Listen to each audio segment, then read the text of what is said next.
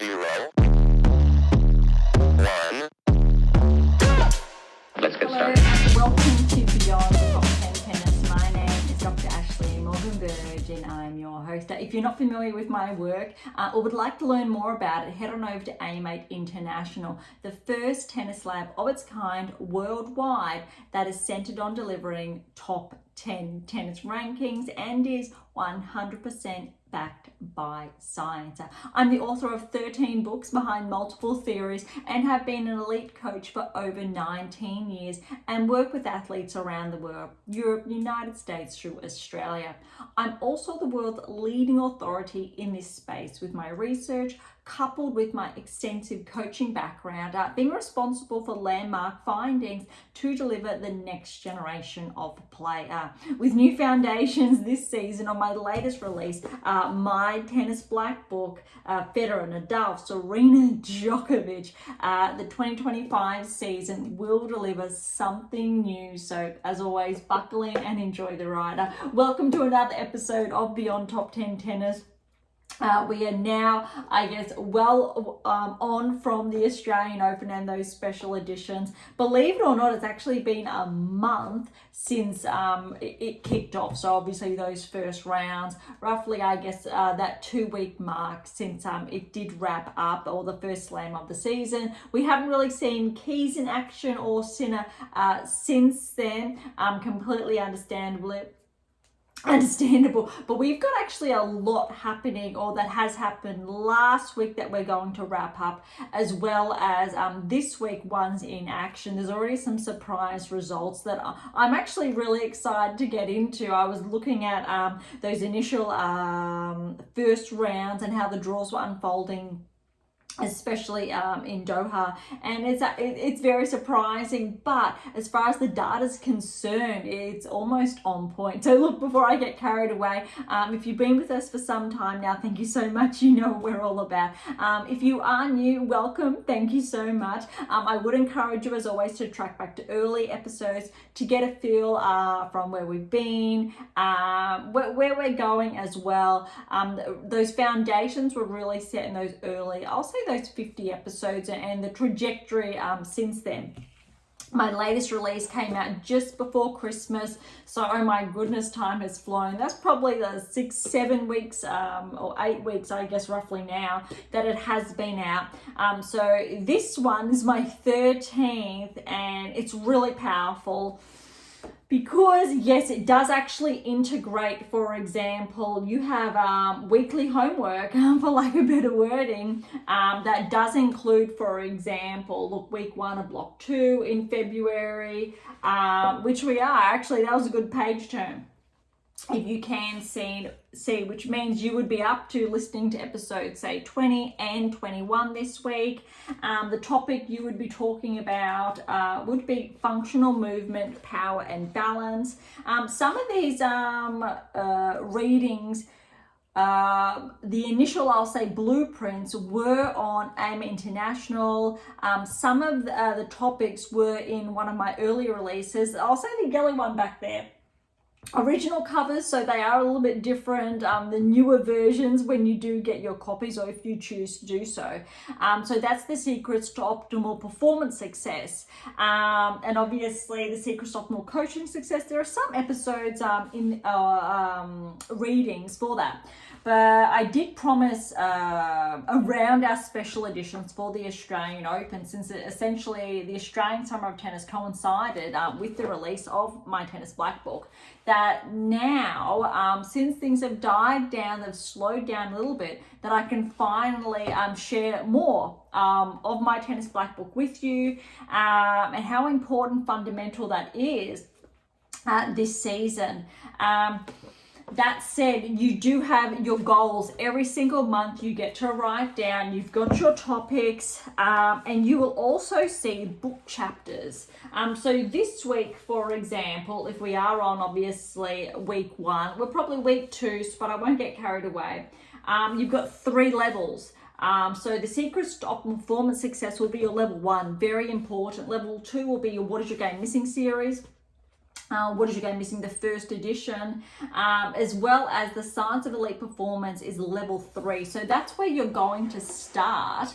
And obviously with future editions, there will be the next stages. So these, your levels are also synonymous with your stages as well, depending which one you're on. It's a little bit, I won't say complicated, but it's very specific for you. And that's why there was so much work in this. But another thing I really wanted to share with you now that we have the chance, as you work your way through this, you'll notice at the end of each block that I call them, and that's referred to them in my Tennis Black Book, you have all these charts. So there's roughly one big chart that you will complete every week. So you've got 4 for the entirety of a block, so a month in duration. And you'll notice there all the different little charts, but you'll also notice the size, end of month as well, quite small. You kind of see that kind of out of screen there. So if you are obviously watching the video feed, if you're only listening to audio, then bear with me. But what's important here with this chart, I didn't want this black book to be too big. And that was a prerequisite. I wanted it to be something that you, whether you're that coach, that player, irrespective of where you fit, that it wasn't too big that you can carry with you. So it's just around that 300 page mark. Yeah, I'm just checking. It's 289, 90 pages there. So it's an easy read that you can take with you, read every single week with that homework. All right, there's a method here. Those charts were small for a reason. If they were too big, this would have made this book very, very big, alike the Science of Elite Performance back there. So you'll see in the background that very, very big blue one. And where I'm going is these small charts in your black book have been designed for very quick notes, very brief, just let's say shorthand notes, which is very fundamental. So you're on the fly, you want to quickly pen something down. Good. All right, so the exciting news is that I have promised is there's going to be an additional release. And this is going to come out, I will say, or I have said, in the next 8 weeks. And it'll give you a chance to read the earlier editions here, make the most of some notes, use your jotter, a notebook, etc. But this new, or this next release, which is on the way, it's been a little bit busy with our special editions. It's going to elaborate. So it's going to essentially, let me find those charts again. So all of these charts you see here, especially for you, for this black book, I am building out, I am designing your own workbook for the entirety of a year. So that's 48 weeks, and I've talked about why. Yes, there are 52 weeks in a year. I'm forcing you to take those 4 weeks rest a year as a minimum. So that's integrated into your programming, less thinking there. And that's very important. So this next release that will come out, you are going to have those charts, but extended. So a complete book that you actually can read, pen down. It's going to be a workbook / journal. Most importantly though, it's not essentially designed for you to take with you. You can if you choose, but it's going to be a lot bigger than this one. It's probably the page count, if I'm being completely honest and transparent with you, as it's getting to its final stages, it's around 400 pages. So an additional 100 pages onto this. Not too big, probably a similar size as the What Is Your Game Missing series, those books. But you're going to have the room, and I think that's really important. So there's been a method there, and it's very intentional, and I wanted to take the opportunity to share that with you. So when you do start reading it, this is absolutely fundamental, your black book, because it will allow you to work your way through essentially 11 books. This is say number 12. You need to remember one of my books in there is a fictional release, so it's not a part of, I'll say, the series per se. So using that, you have a complete structure, irrespective of what level, obviously you're at, what stage you're ranking. If you're a top 10 player, these chart works are still designed for you. If you are a National Academy player, they're still designed for you. Every single athlete should be doing that. You've seen in the past, say over the years, the likes of whether it's a Serena or a Swiatek, and Alcaraz, irrespective what player you are, and there are many out there simply referring to their notes. I'm not too sure if I've seen Alcaraz do that. I'm sure I probably have, but there are a lot of players that may pull out their notebook during, say, a change of ends, during end of sets, etc., to just refresh. But this book's also designed to stay with you through those training sessions every single week throughout your season. It's very profound. It's going to be very comprehensive, but I'll provide you with that space. So it is not going to be, it won't include additional readings. That's there. It's all in here. It will not include additional pointers. No, it's specifically a workbook designed exclusively for you. For the coaches out there, if you choose to do that, it's going to provide you a blueprint also to reflect on your specific practices, outcomes, etc., depending obviously on that thought process. Also, I guess worthwhile mentioning, and I will touch on this obviously in the coming weeks, is that potentially if you are not a tennis player, you still will be able to use that. There is still a lot of, I will say, cross sections there for other players, athletes, irrespective of what your sport is. That said, there are specific areas for the tennis players, or that correlate obviously with the game of tennis.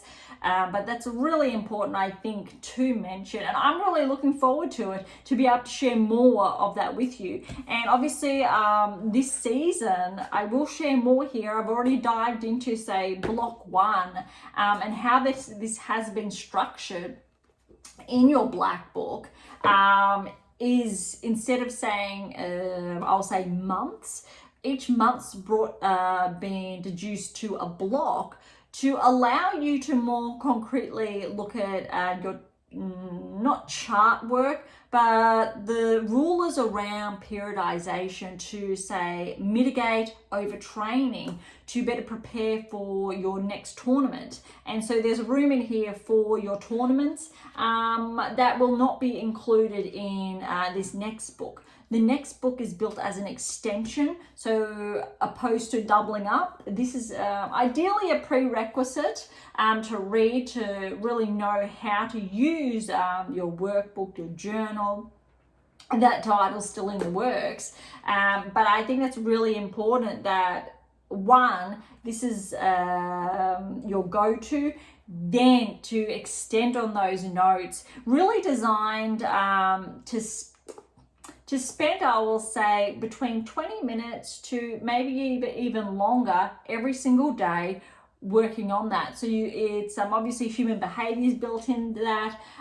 You would have recalled from those earlier episodes that humanized approach. So yes, there's science in there, but also the science of human behavior, the psychological components when you're looking at athlete conditioning, emotional conditioning, the regulation process, etc., how that enhances your performance, those outcomes, etc., which isn't really spoken about, I think, enough. And you will see, I think, different crossovers in or throughout the collection. So varying releases there, how that applies, and when you build these behaviors. So your black book and this next release will build these new behaviors for you if you're not doing it already. It will afford you a structured approach. So especially whether you're that 12-year-old, that 17-year-old, or that 25-year-old, or maybe 35-year-old, there is an approach there that we know is proven and, of course, backed by science. And it's really the age-old task of putting pen to paper and writing out those thoughts. Some of you may prefer writing your notes on your phone, on your tablet. The irony here, I suppose, is that yes, for convenience sake, of course, but also your point of recall when it is you're taking the time, so that intentional time to pen those thoughts. It can be viewed as a bit of therapeutic, but intentional writing, whereas at times, and this has a bit of science around it as well, that when we are simply writing on our phones, different notes, your point of recall is not going to be as sharp. I won't get into that because that's a whole different topic, but I wanted to kickstart essentially today's episode diving into the Black Book, and it is your Black Book. But also the extension of that, which is obviously in the works, and to give you enough of time to read enough of your Black Book. And a little bit why I can share now, it is called your Black Book. So my Tennis Black Book is really about, it holds those secrets, as in your training diary, your training log, your wins, your losses, your whys, your notes on your opponents, everything in there that the best players in the world keep a hold of. I think I read recently that Monfils was talking about journaling that, or journals, notes that he took about the best players in the world throughout his career, and it's a huge stack. And that's what this is all about. If you don't have that type of diary journal that you've built yourself, or even if you have built yourself, this is going to make it a little bit more streamlined, or a lot more streamlined for you. But also it's very multifaceted in respect that it will push you to commit to finishing specific workloads every single week, that you can tick that off to make sure you're keeping pace. Those charts in here are very brief, or only they provide limited room, whereas this next release, it's essentially a workbook / notebook, which has been designed for you to write all in, just the sections, just going to be like a journal that will prompt you what to fill in. And the information you need is already in your Black Book. The title, again, because it holds your secrets. And as far as the Federer, Nadal, Serena, Djokovic are concerned, again, with the science and with the data, if you want to follow in their footsteps, this is the why. And that's why the Black Book was created with all 4 players in mind, arguably the 4 best tennis players of all time, with obviously 20 or more Grand Slams apiece, in arguably the hardest generation of obviously how the game has changed over the years. But more so, when you're looking at the data, and I believe I'm behind the biggest research / data haul in tennis history at this stage of that longitudinal analysis. I've followed for over 12 years, integrated the best players in the world, and most profoundly, when you're looking at the likes of Federer, Nadal, Djokovic, and Serena, they're all encompassed in that. And how, by following key data metrics that I've built, looking at all 4 of these players, even from 10 years ago or 12 years ago, the foundations that's built has been able to identify that next generation of play as well. Specific technical parameters, you're aware of the 8 keys that I've talked about previously, and that if that's followed, you get that trajectory of that top 10 ranking, that first Grand Slam, that second, and so on. And we've already seen the likes of a Swiatek to Sabalenka, Sinner to Alcaraz primarily, but even winding back to Osaka when she started having her success as well, Medvedev when he started as well. There's a lot in there, and Murray included. And obviously, you've even got the likes of Del Potro, believe it or not, and Wawrinka in those earlier days, specific patterns for their success.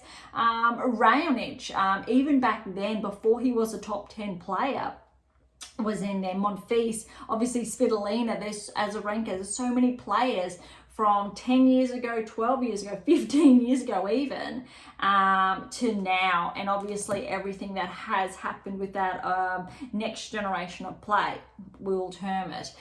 So all of that data is immense. There's over 150,000 inferences, and yes, that's a lot of work, but that's why, for those of you who are not familiar, Beyond Top 10 Tennis, we are a little over a year old. I think we're up to like that 15, 16 month mark now. I think we could be a little bit further along, but I think we're over 140 episodes that has covered a lot. I think that is a huge, introduction recap around this release, or my latest release, and the one that is coming out. A bit of the science in there, a bit of the why.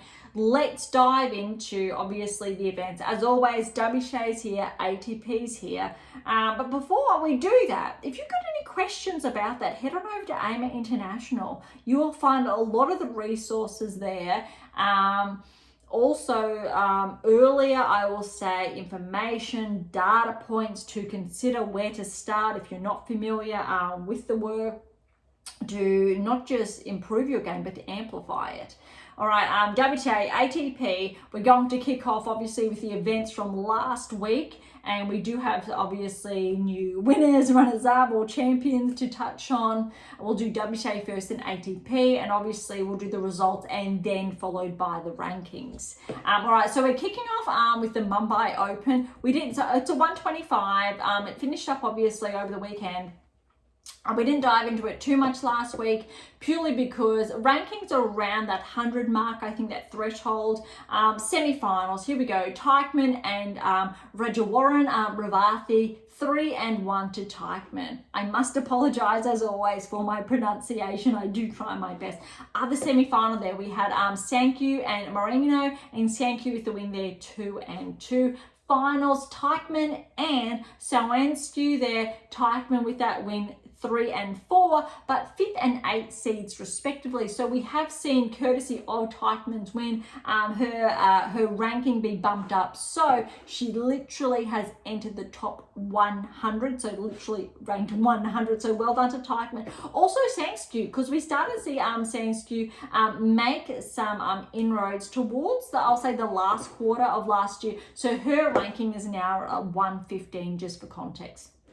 All right, next we've got the Transylvania Open, and you would have heard me last week's episode really did coincide with Simona Halep's retirement. I think it had just been announced maybe an hour before we went to air last week, and obviously a lot's come about since then. For context, obviously, Transylvania Open, Potapova was the number 1 seed. Second seed was Danilovic. We did touch on those earlier rounds. So it is a 250. So we'll kick off at the round of 16. It was a round of 32, round of 16. Halep, we know, did fall in that first round.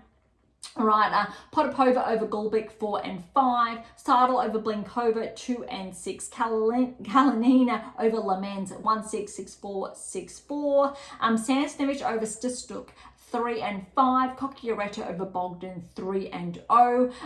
Bronzetti upset Stearns, the 3rd seed, 6-2, 7-6. Siniakova over Dolhide, 2-6, 6-1, 6-4. And Tomova upset Danilovic, 5-5. So number 2 seed is out. All right, so on to the quarterfinals then, and we had Potapova over Seidel, 2-3. Sasnovich upset Kalinina, the 4th seed, 2-6. 6-4, 7-6, and then we had Bronzetti, who I believe got the win over Halep in the first round, has upset Cocchiaretto, the 7th seed, 6-1, 6-4. I'm just going to double check that I'm sharing correctly, and yes, it was Bronzetti, just confirming. All right, and then the last quarterfinal match was Siniakova, the 5th seed, got the win over Tomova, 3-6. Semi-finals, Potapova, my apologies, the number 1 seeds left in the semis, and Siniakova, the 5th seed, for context. All right, so Potapova with the win, 3-5 over Sasnovich, and Bronzetti got the win over Siniakova, 4-love. Unfortunately, Siniakova did have to retire, and we know that Potapova did win her title over Bronzetti. Big fan of Potapova's championship speech. For some reason, WTA has not updated the scoreline there. But well done to Bronzetti for getting to the finals to begin with. That's huge because we know that she was not seeded. She's now gone up to 56 in the world. Potapova, she was the number 1 seed. And we've seen a little bit of this season that did help her ranking. So she's now up to 31 in the world, but it's great when obviously the seedings do play out. But you'll notice obviously in the semi-finals, there was only 2 seeds there, and there was only one of the top 4 seeds for context. All right, next we do have Abu Dhabi. It was a 500, the biggest event obviously of last week. And we're going to see a couple of shuffles in the rankings when we get to them shortly, purely because of this. But there were some really good matches. We did most of, I'll say, the first round matches last week, but we're going to skip straight over to the round of 16. Rybakina, Volnets. And we know Rybakina is the defending champion from last year. Number 1 seed, 2-6, 6-4, 6-4 to Rybakina to progress to the quarters. Jabeur over Sonobe, 3-3. And remember, Jabeur had that very good first round win over Ostapenko. Putintseva fell to Vondrousova. This was always going to be tough, but Vondrousova, she's really starting to look like her top 10 self. Sure, she has regressed outside the top 10, was top 10 at this time last year. That said, she's not quite there yet, but I definitely think Vondrousova is going to track towards, say, top 25 within the next, I'll say, 4 to 6 weeks. The win over Putintseva, 2-3. All right, Bencic and Kudermetova. Remember, Kudermetova had that huge run at the Australian Open. I want to say she did make the round of 16 / quarterfinals, and I know I've got this here, so you would have just seen me reach over to get that blue book that you're all familiar with, I'm sure, from the Australian Open, all those special editions. And she's in here somewhere. Bear with me as I am looking. So I believe Kudermetova did make the round of 16 because she's not showing up in the quarterfinal results.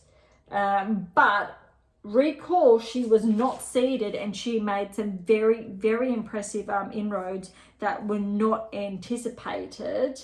Yeah, so she did make the 4th round, so I've just identified that. Svitolina obviously did get that win. Kudermetova was briefly ranked inside the top 10, huge regression, but she has been tracking in the rankings again.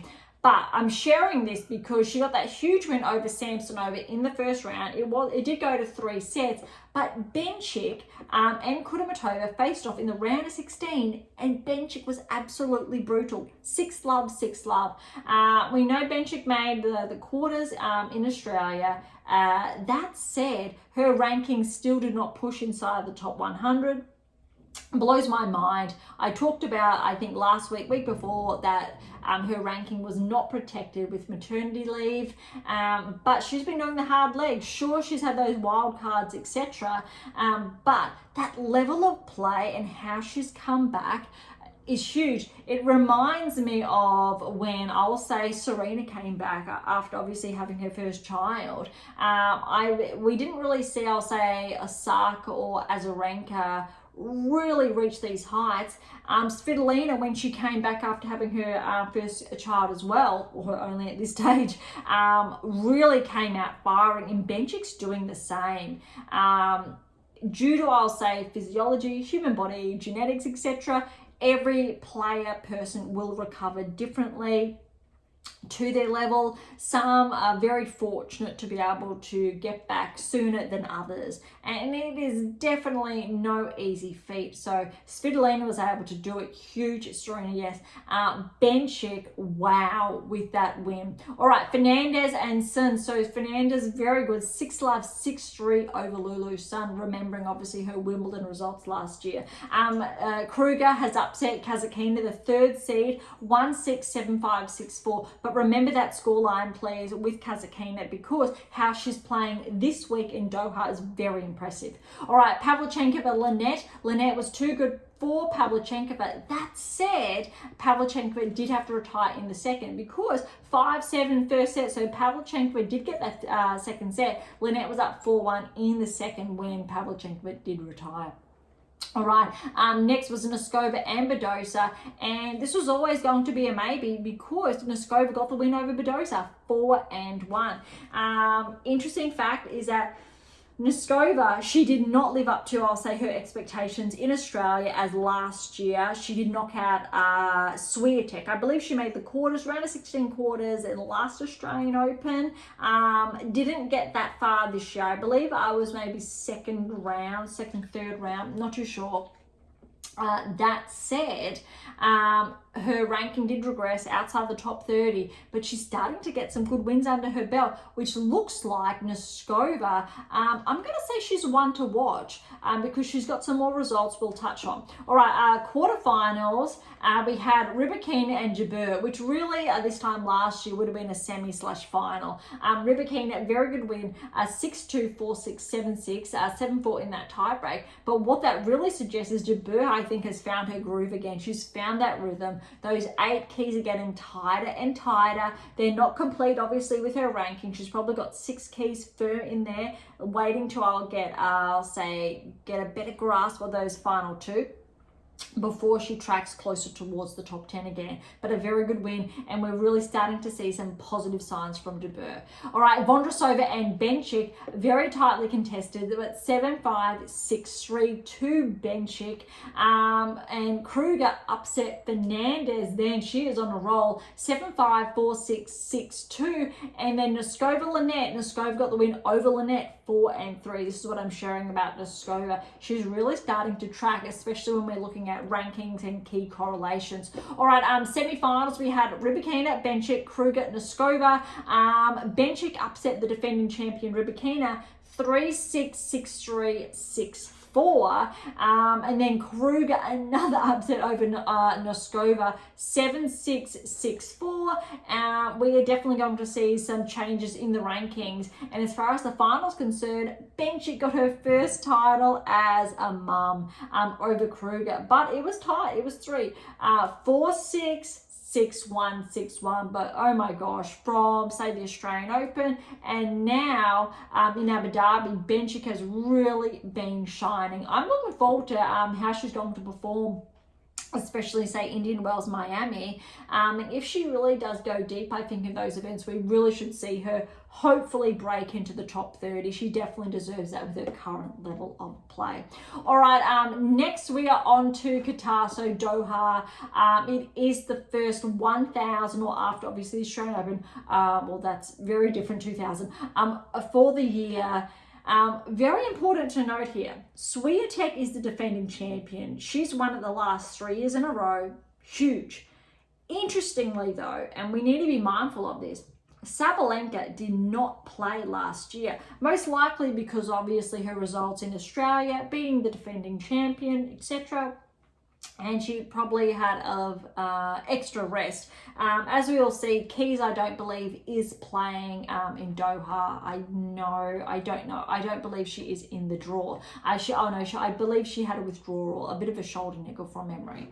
Sabalenka, though, when we're looking at the rankings, and that's what I'm really interested in, she's only leading Swiatek by a couple of 100 points. What would have happened if Sabalenka went further this time last year, that she would have lost points. And if Swiatek defends that title, she's not really going to get any additional points. She's defending her points.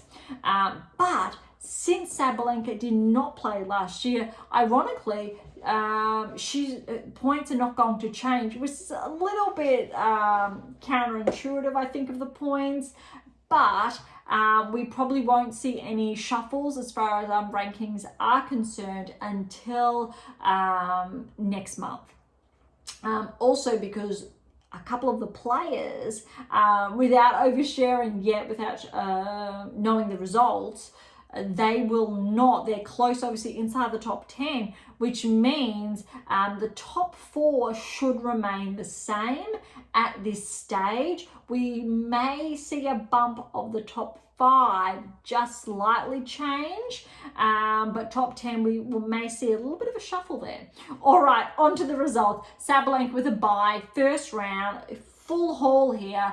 Noteworthy, I think we've got the top 14 players, 16 players, I think it is. The top 16 players are seeded, which means we're getting a lot of players inside the top 10 playing players inside the top 30 first, second round. So it really is a more tightly contested draw, say, than a Grand Slam, because first round Grand Slam, 32 seeds, you're almost guaranteed an opponent, well, more often than not ranked outside that top 32 range, whereas in Doha 1000s, especially this one with a really full field, that is not the case. So irrespective of the results, they are up against most likely a top 30 player, if not definitely a top 50. So it's a very highly contested. All right, so Sabalenka with that bye. Alexandrova, Raducanu, first round. Remember how well Raducanu did play in Australia prior to, obviously, that Swiatek match.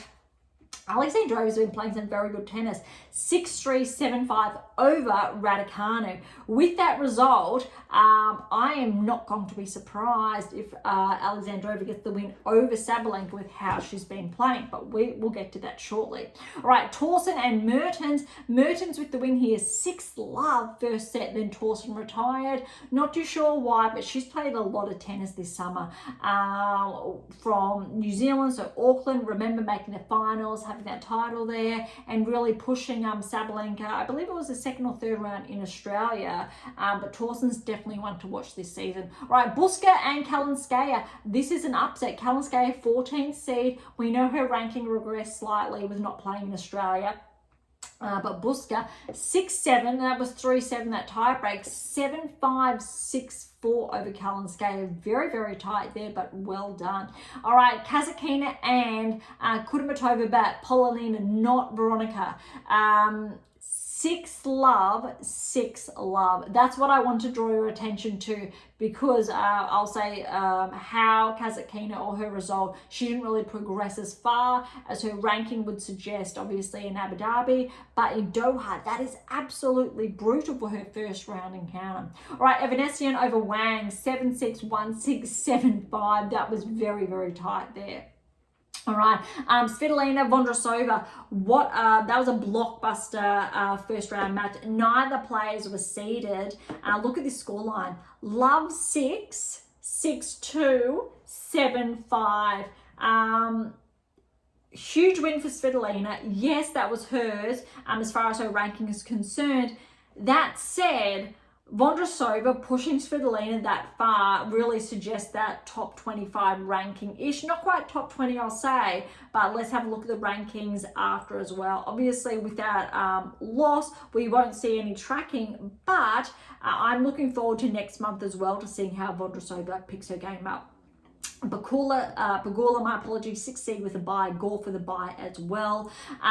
But then we got Kostyuk and Sonmez. Kostyuk with that win, 3-3. Veronica said Kudermetova and Linette. Linette with a win, 3-6, 6-love, 6-4. Fretch upset Haddad Mayer, the 13th seed, 6-4, 3-6, 6-2. Badosa with the win over Zarazua, 6-3, 4-6, 6-2. Probably the first biggest upset, I will say, so far is Anisimova and Azarenka, and Anisimova with that win, 6-3, 7-5. That said, it was always going to be tight. Fernandez over Minen, 1 and 2. Fernandez is playing very, very well. All right, Navarro with a bye, Zeng with a bye, Jabeur over Kessler, 6-2, 6-love. See, some really good momentum we're seeing from Jabeur over the last couple of weeks. Kenin, good win over Kruger. So we saw how well Kruger played in Abu Dhabi. So let's just go back to say how far. All right, so Kruger, she made the finals. That's a lot of tennis that she did play. And look, Kenin with that win, 4-4, but I'm thinking at this stage Kruger could be getting ahead of Kenin in the rankings, but we're seeing a bit of a turnaround this event, but I'm going to say Kruger, she just needed a little bit of an extra rest. All right, Parks has upset Schneider. That is probably the biggest upset of the first round results here.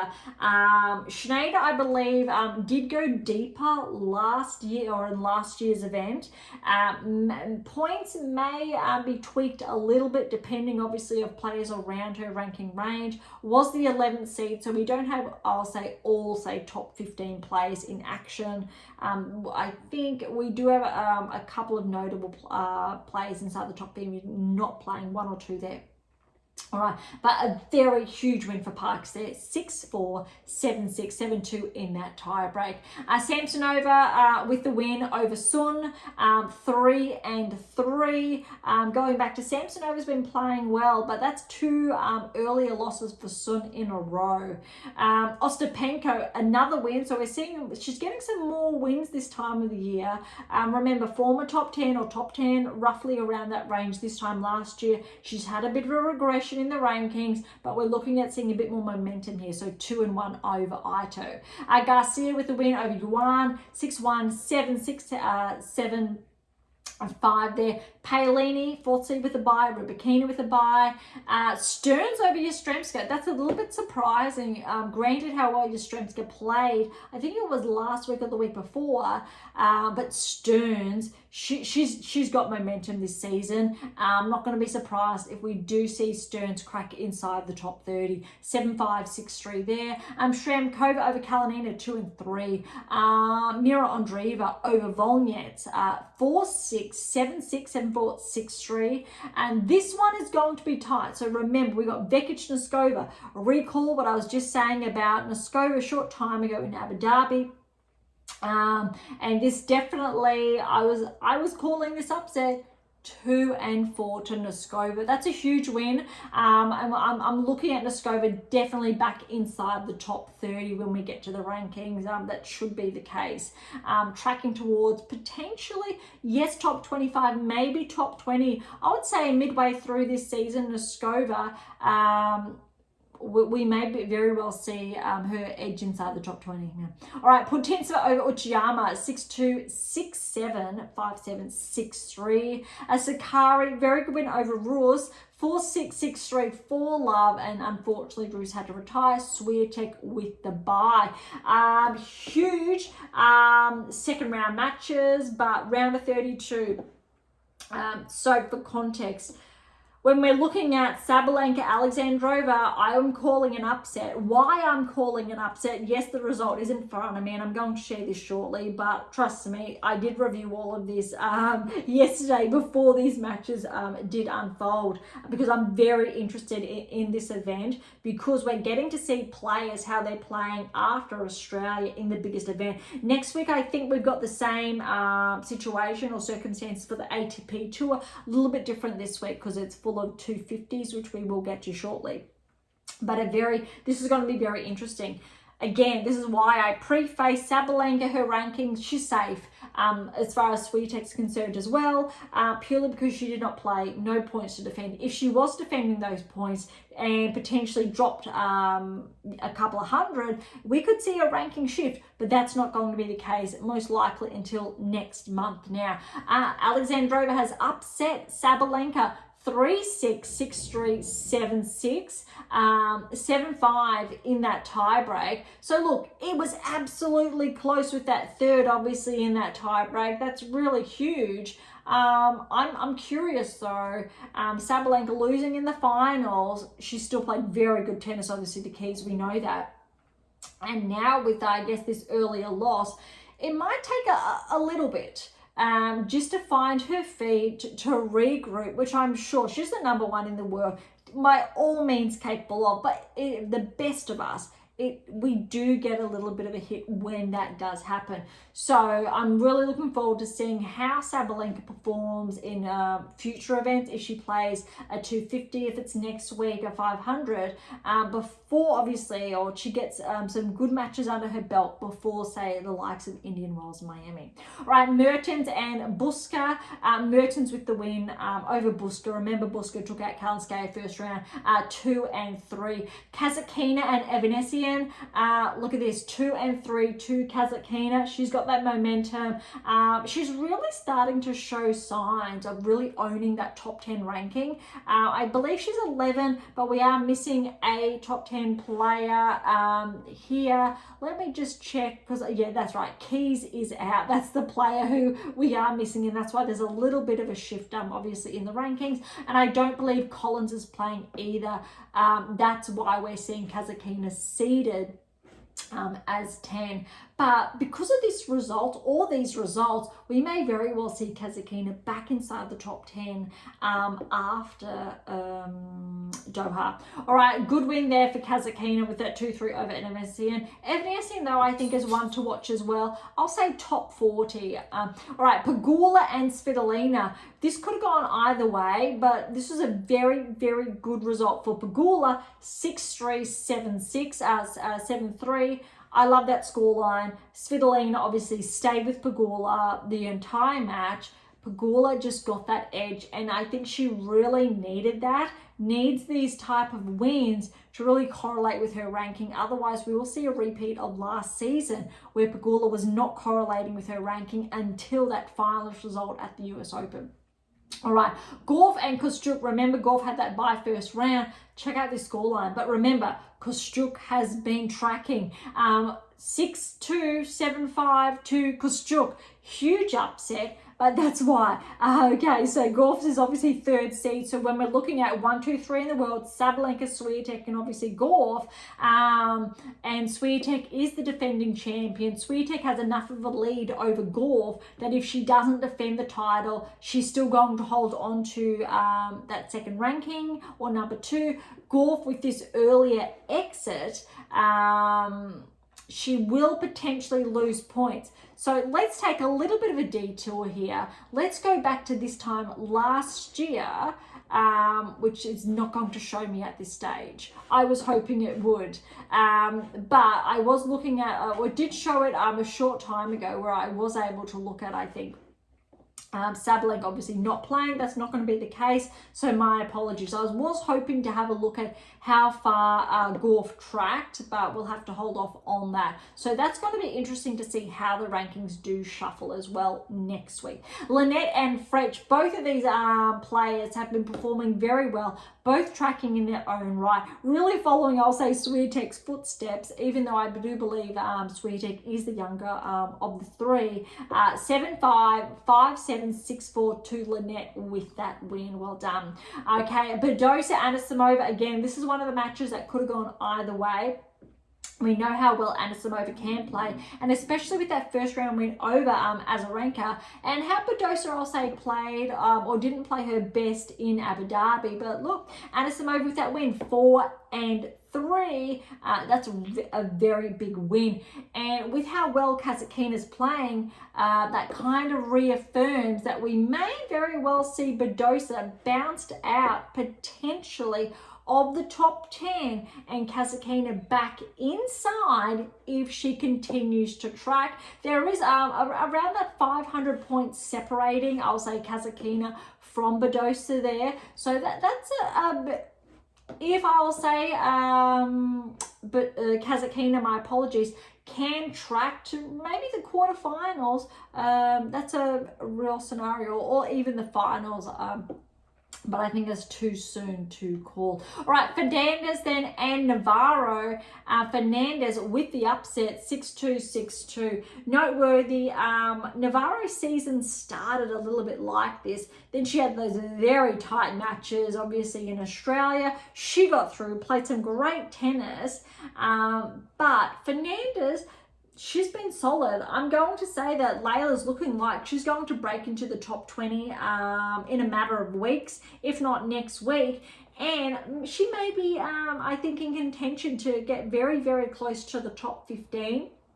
A little bit soon to say, but top 20 I think is on Fernandez's cards.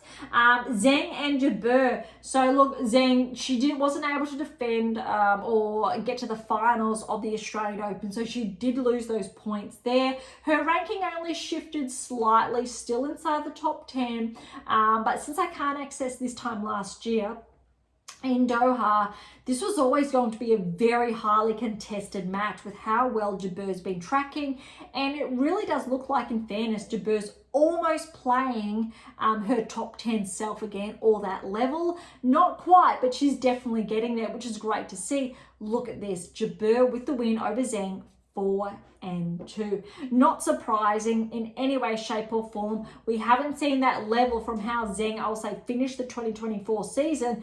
We're not seeing that so far this season, but that's not surprising because she had a huge, I will say, last quarter, if not too much, probably a little bit of overtraining there. That peak was not able to be sustained. We didn't have enough rest periods in between.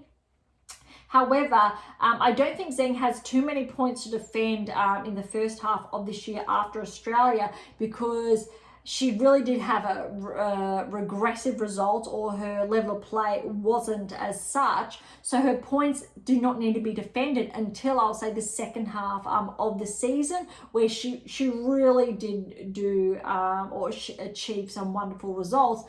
Other than, obviously, Australia. Jabeur, this is a very good result for her. All right, Kenin and Parks. Kenin with the win over Parks, 7-6, 3-6, 6-2. Very good result for Kenin. She's struggled with the rankings. It'll be great to see Kenin, I think, get a number of matches under her belt to really break back, I think, inside the top 40 again would be really nice to see. Ostapenko, good win over Samsonova. This is an upset, but a very good win nonetheless. 7-6, 7-5, 7-5 Ostapenko. That's a good result. All right, Paolini and Garcia. Paolini's first match, 3-4 over Garcia. She's got Ostapenko next. That's going to be an interesting one. Rybakina over Stearns, 2-4. Andreeva has been upset by Shramkova, 3-6, 6-3, 7-5. That's another upset. All right, Noskova over Putintseva. Again, Noskova's starting to track, or she is tracking. This is what's really, I think, reaffirming that top 20 status potentially is on the cards. 6-2, 6-3. And then Swiatek for her first match over Sakkari, 3-2. But I think that's a good scoreline for Sakkari nonetheless. I don't think it's going to really shift her ranking too much or help thereabouts, but I think that's a positive sign to, all the same. Noteworthy though, all right, there's a bit to say around, I will say, round of 16 results that will be played out or begin to be played out later today. Alexandrova Mertens, that's really opened up the top half of the draw. Obviously, Alexandrova is probably favoured there, but could go either way. Kazatkina and Pegula for the round of 16. That's a huge round of 16 encounter.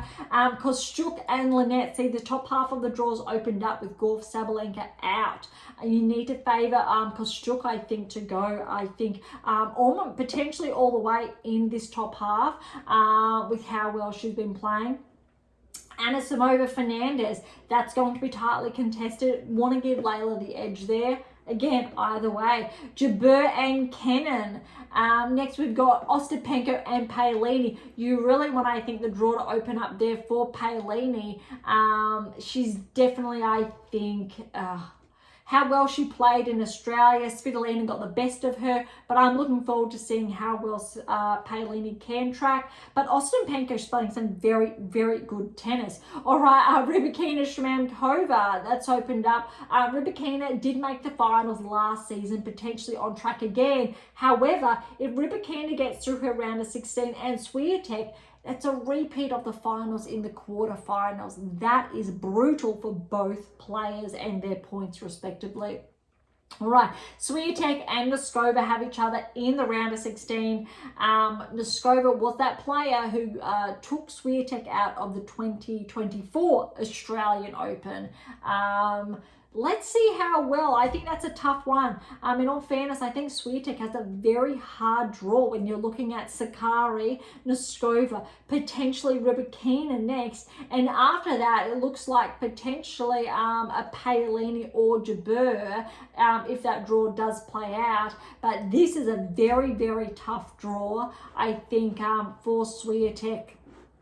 Sabalenka obviously out, and that top half of the draw really has opened up. Very good opportunity, I think, for Kasatkina and Pegula to track all the way through to the semi-finals, and Kostyuk's definitely in the mix. Lynette's there as well, obviously, and a handful of other players, but a lot of the seeds have fallen. Good opportunity, obviously, for Jabeur as well. Potentially Jabeur and Paolini will meet one another in the quarterfinals. All right, that is a lot. You can see that I'm excited about, obviously, Doha and what's being played out, and I'll be keeping a very close eye on how it's going to unfold, and we'll be reporting back next week, obviously, with the champions almost or halfway through as of later today. All right, the other event on this week is Cancun. It is a 125. Riera is the number one seed. I do believe, no, that is the qualifying. We've got a couple of matches that have been underway. Joint is the third seed. So players here, I think, are ranked outside, I'll say, roughly the top 80. Thereabouts. Maria is, I believe, ranked 75 in the world, around that ranking range, and she is the number one seed. So we will report back next week on, say, the semi-finals and finals results. All right, let's head on over to the rankings. We're going to be pretty quick because I've given a very, very detailed recount of how all of the events on the WTA Tour have been unfolding, and we need to get to the ATP Tour's results. So we're going to go very quickly, starting obviously at the top 100, where Teichmann, obviously, with how well she played with that win, she's up 17 places to 100 in the world. Gadecki is an Aussie. She's back inside the top 100 at 99. We've got Soros Tormo regressed 12 places to 95 in the world. Remember, Lice from the Australian Open, she's up 1 to 91. All right, Christensen, 14-point regression, 87 in the world. I'm going to stick to the bigger movers of the past week. Cirstea, 15-point regression to 79 in the world. Birrell, well done. She's at 11-point regression. She's at a new ranking high. She's a Gold Coaster, 75 in the world. Well done. Cannons, she's up to 73 in the world. Pliskova, big hit there, 22-point regression to 69 in the world. Benchik, how's this? A 92-point progression. That's huge, to 65 in the world. Hopefully, obviously, after Doha, maybe we will see Benchik back inside the top 50. I'm just going to check. I don't believe Benchik is playing. No, my apologies. Benchik is not playing Doha, so we won't see any changes as far as her ranking is concerned until probably March for some really big jumps to see if she can continue her current trajectory. All right, Raducanu, she's just back 4 to 60 in the world. Bronzetti with her results as well, 16-point progression to 56 in the world. Other players that we've got, Kudermetova, she's steady at 52. Stearns, she's back 147 in the world. Osaka just back 244. Sun's up to 43. Danilovic back 142. Anisimova back 1 to 41. All right, now we've got, for some reason, the WTA is playing games and they have excluded players between 20 and 40 ranking range. That's a little bit disappointing. I'm just going to refresh the screen to see if, yeah, here we go. We've got a correction. All right, top 40 is Kruger.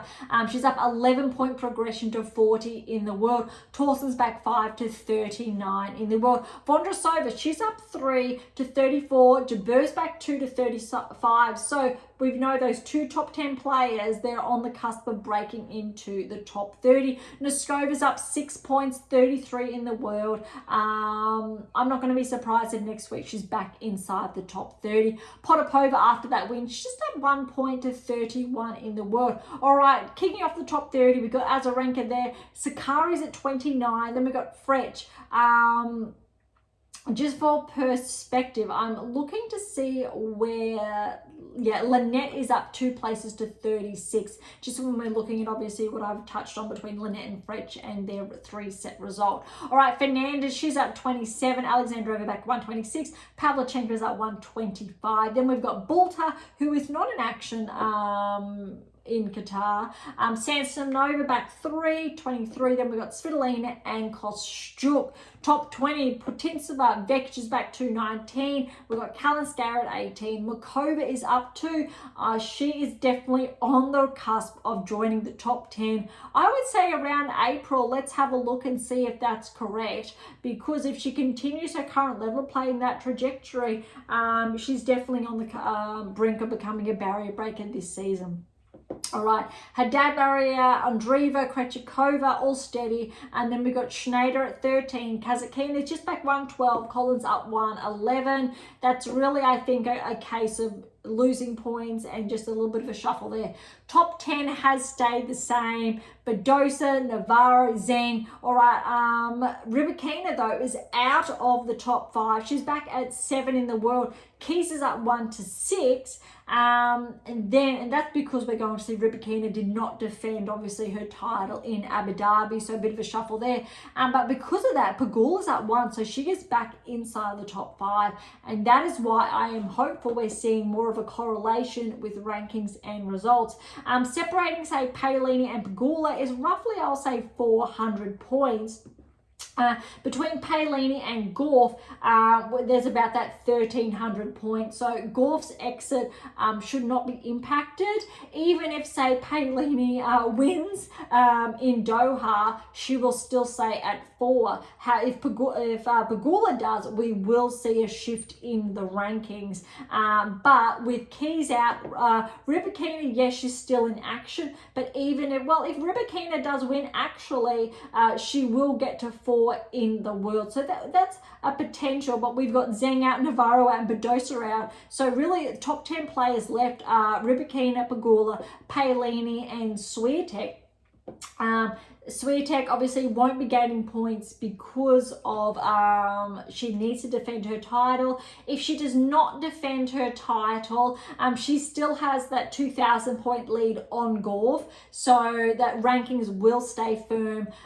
We're only potentially going to see obviously Paolini, Pegula, and Rybakina. We could see a little bit of a shift between those 3 players who are still in action, which would mean Keys, who is at 6 and not playing, could have a little bit of a shuffle, but we're going to have to wait to see. So Keys could be bumped back to, say, 7 in the world, but probably all other players inside the top 10 will stay the same. Okay, that's a lot. That's huge. That is the biggest, I think, recap I've done on the WTA Tour in some time now, and that's taken up almost the entire duration of one of our standard episodes. So let's head on over now to the ATP Tour, and let's quickly go nice and quickly through Dallas. So a 500 event. Fritz was the number 1 seed. I did touch on first round results last week, so we're going to kick off from the round of 16. Big upset, Shapovalov over Fritz. No buys, I don't think, in the first round. So Fritz did get an initial win, but Shapovalov, a huge win. I think his best win since he was top 10, and we've obviously seen that rankings regression, but we're seeing Shapovalov starting to track. I'm looking forward to see if Shapovalov breaks into the top 30, I'll say by April. Score here was 2-6, 6-3, 7-6, 7-2 for that tiebreak. So very, very closely contested. Macaque over Hijakta, 6-4, 7-6. Paul over Quinn, 6-4, 5-7, 6-3. Opelka over Nori, 4-6, 7-6, 6-4. Naldi over Davidovich Fokina, 1 and 3. Shelton's been upset by Muna, 6-2, 7-6. Nishioka got the win over Tiafoe, another upset. 3-6, 6-4, 6-3, and Rudd, the second seed, got his second round win, or round of 16, over Moore, 1 and 4. All right, so that was round of 16, which means we are straight onto the quarterfinals. We're seeing Shapovalov over Makak. That's a very good win. 7-6, 6-love. Dennis is playing some very good tennis here. Paul over Opelka, 7-6, 6-2. Munaz upset Analdi, the 8th seed, 6-4, 3-6, 6-3. Rudd has got Nishioka 5 and 2. My apologies. It was 7-5, 3-2, and then Nishioka retired.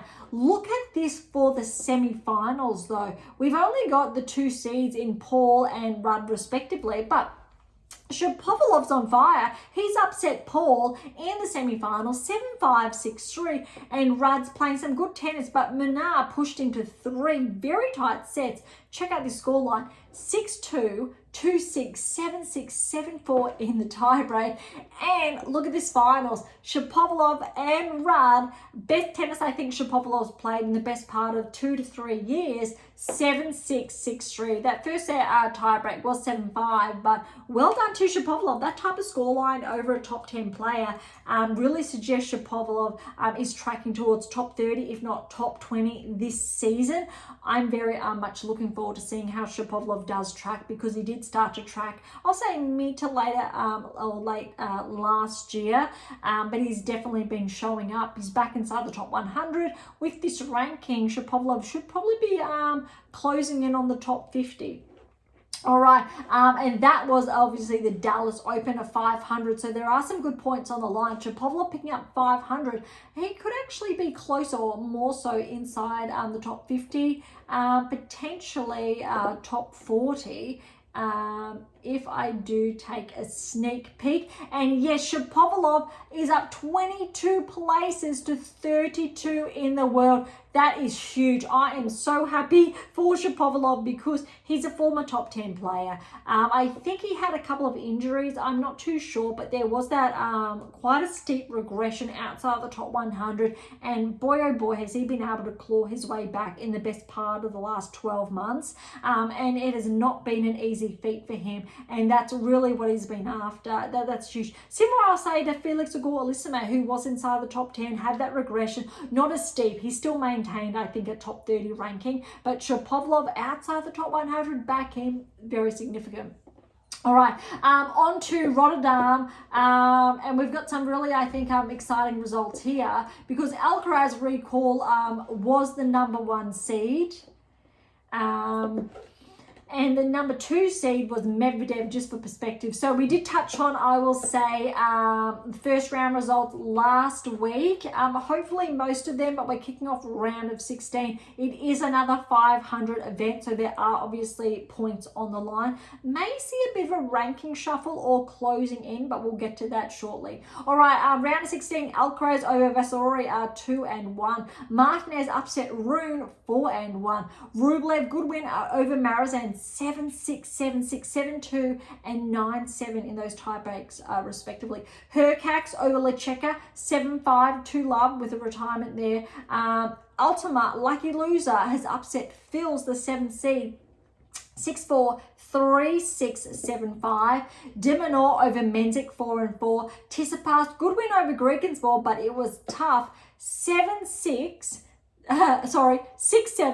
7-6, 7-5. First set tie break, 7-5 to Greekensborg. Second set tie break, 8-6 to Tsitsipas, then 7-5. That was neck and neck.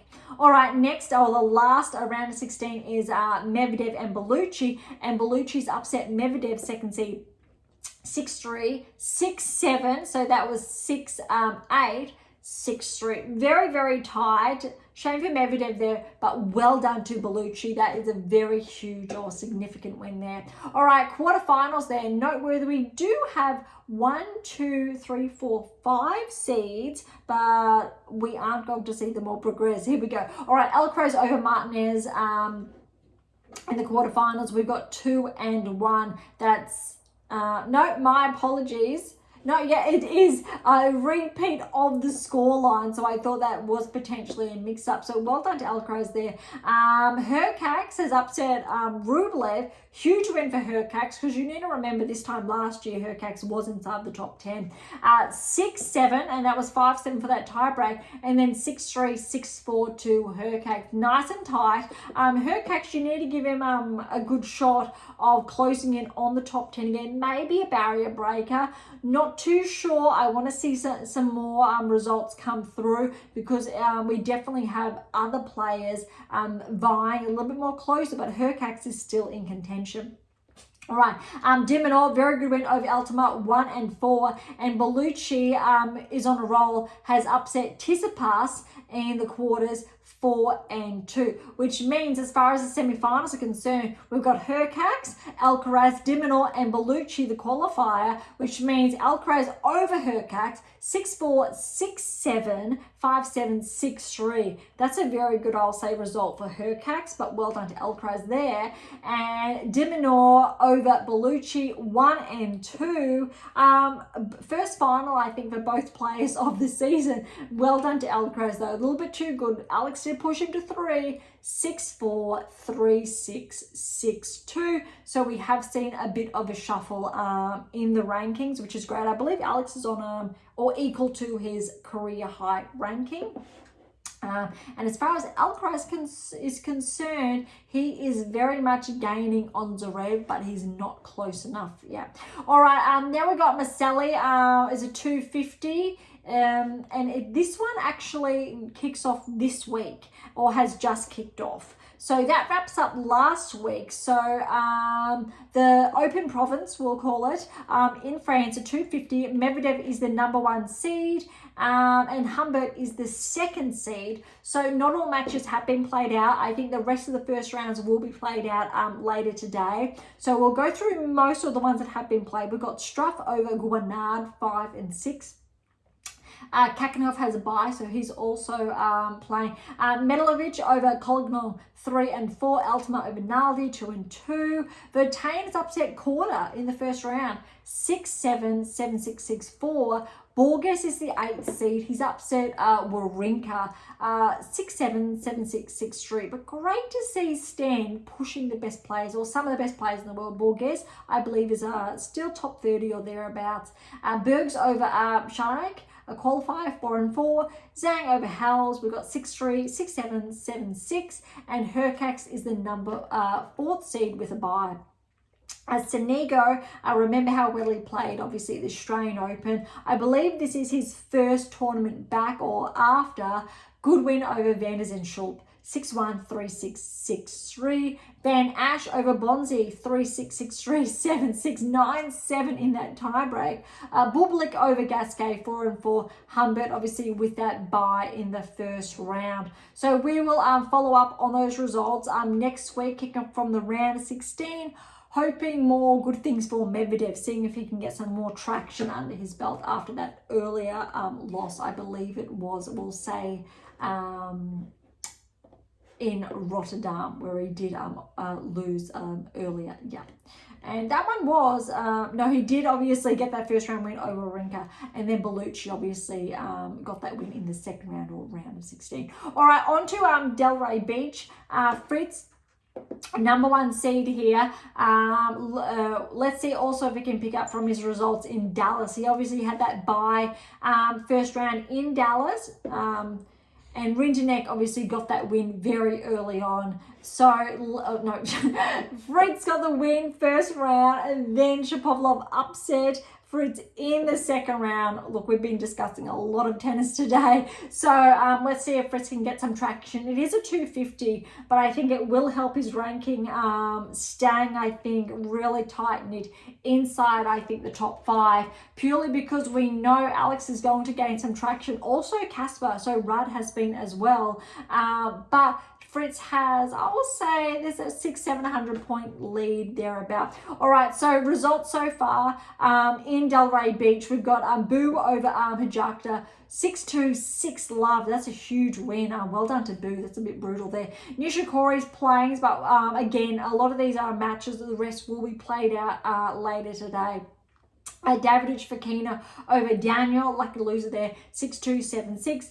Naldi with a bye. 10, I'm looking forward to seeing how he plays after or since Australia. I don't think we've seen him in action since then. He's got Walton first round. Eubanks Opelka will play. Nakashima's got the win over Trotter, 7-6, 6-1. Rindenek has got the win over Popko, 2-4. Nori over Shivada, 5-4. Moh over Shevchenko, 5-6. Mitchelson, third seed with a bye. Kekimovic over Gojo, 4-4. Nishioka over Vukic, 3-4. Quinn, lucky loser, got the win over Boyer, a qualifier, 6-2, 6-7, 7-6.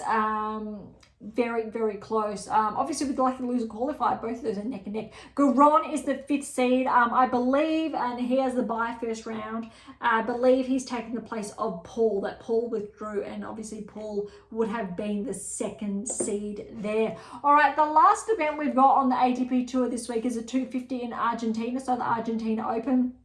Zverev's back in action, number 1 seed, and Rune is the 2nd seed. We've only got a couple of matches that have played out. Obviously, the rest will be played out later today. Lakovic over Karabas-Baena, 7-6, 7-5. We've got Mazzetti's the 3rd seed back in action. Other players, Jari is the 7th seed. Baez, 6th seed. He got the win over Ugo Carabelli, 4-4. Seyboth Wild over Diaz Acosta, 3-6, 6-2, 6-3. Dijeri over Muller, 3-3. Tabillo's the 4th seed. Cherry's the 8th seed. He's got Fonseca first round. Let's see how well Fonseca plays since Australia. All right, Navone has got the win over Compsana, 4-4. They're the only matches that have played out.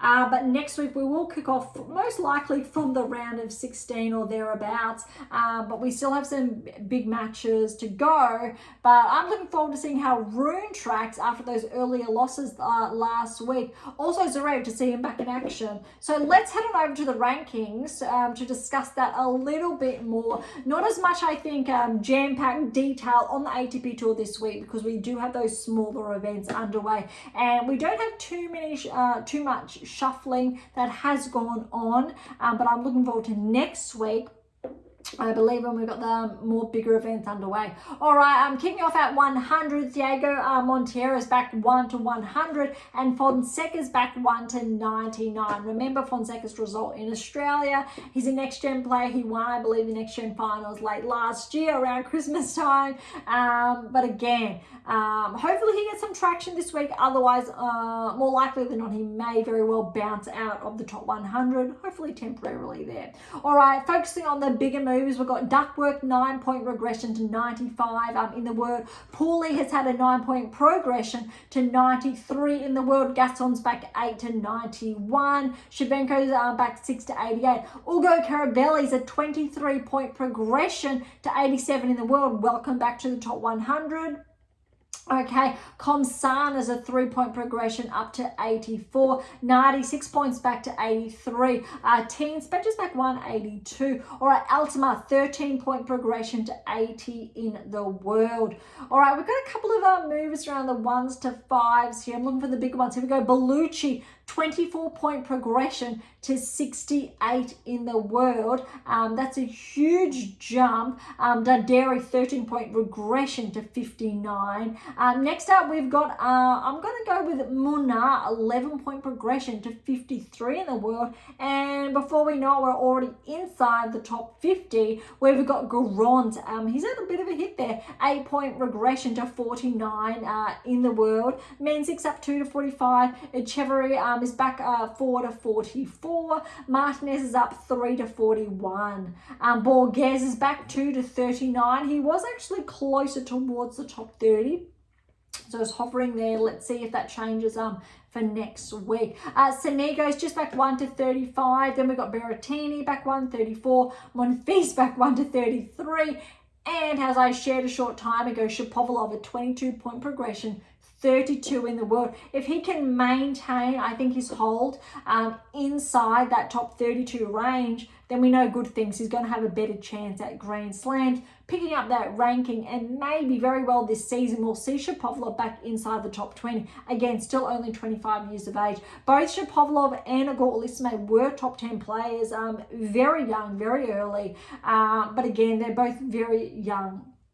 All the same, Felix is 24, so there's only a year between those two, but he's up 1 to 22 in the world. Between them, most players have stayed the same. Lecheka, look, he is back 125. Makak's up 124.